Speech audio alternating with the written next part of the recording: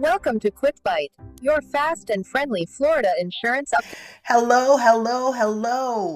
My name is Roshonda, agency owner of the Isom Insurance Group, right here in the Sunshine State of Florida, back for another Quick Bite episode, your fast and friendly Florida insurance update.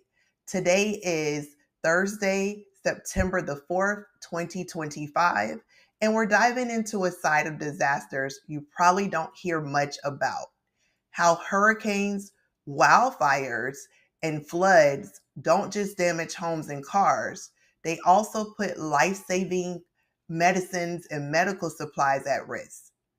And that ripple effect can touch all of us.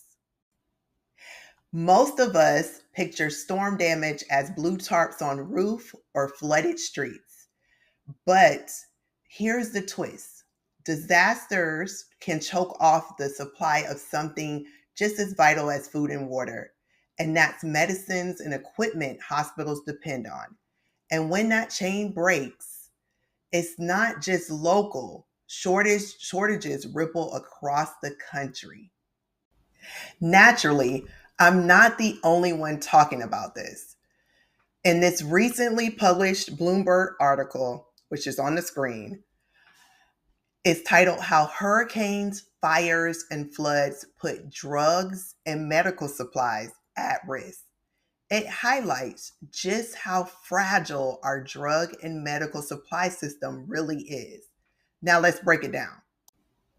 Now, one of the issues brought up in the article is when Hurricane Helene swept through the South last year, it didn't just knock down homes, it shut down a factory that produced IV fluid bags. Suddenly, hospitals nationwide had to ration supplies. And this isn't new.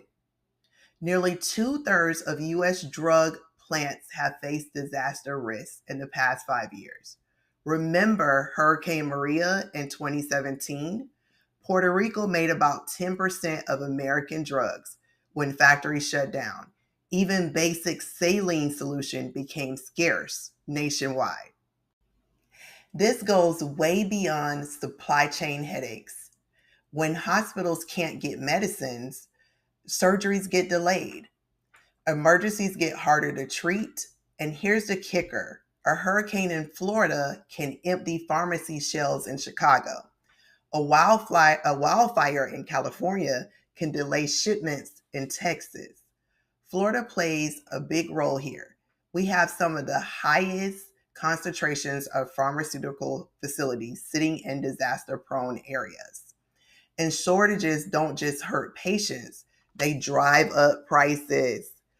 A 2024 GAO study found drug costs can spike 30% during shortages. For families and seniors, that hits hard. So, how does this tie back to insurance? I know you were asking that. You're like, where is this going? A lot.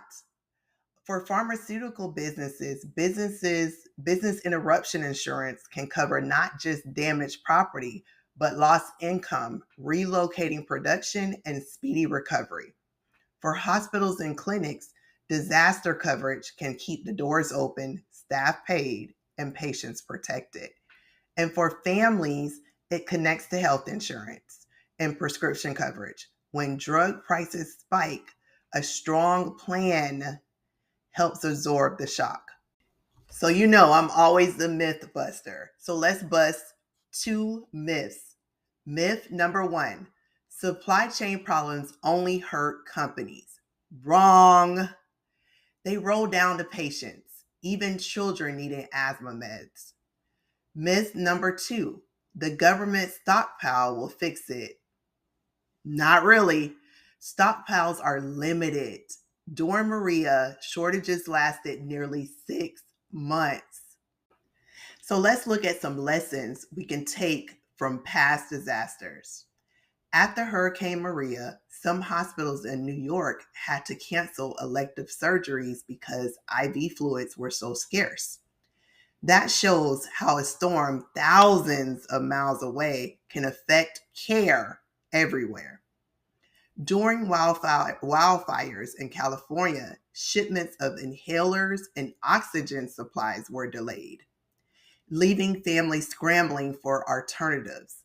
And when Hurricane Helene hit, one Florida nursing home reported struggling to refill critical heart medications, not because they lacked insurance, but because their suppliers were offline. So, what can we do? Hospitals are not being urged to diversify suppliers and keep larger reserves of critical drugs. Pharmacies should double check disaster backup agreements with wholesalers. Families should talk to doctors about emergency refills. Many insurers will allow you to get a 90-day supply ahead of hurricane season if you ask. This is just about being prepared for the storm outside of your window.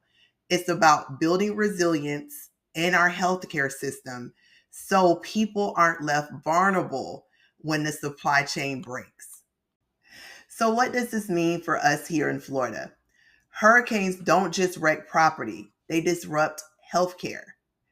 Businesses tied to medicine should review their policies for business interruption coverage, but not just businesses tied to medicine. Every business owner should always review their policy for business interruption coverage. Families should keep at least 2 weeks supply of essential medications, especially during hurricane season. Insurance isn't only about property, it's about protecting our connection to the essentials that keep us alive. And that's today's Quick Bite episode. Remember, extreme weather doesn't just damage property, it can disrupt the medicines we rely on. If you're a business owner, make sure your coverages protect against disaster-related supply chain risks. If you're a Florida family, don't forget to include medications in your hurricane kit. So like this video, share it with a friend, and subscribe so you never miss a Quick Bite episode. And please, drop your future topic ideas in the comments. And remember, always review your policy with a licensed insurance agent before making any decisions. Until next time, stay safe, stay prepared, and know the Isom Insurance Group is here to help keep Florida covered. Bye.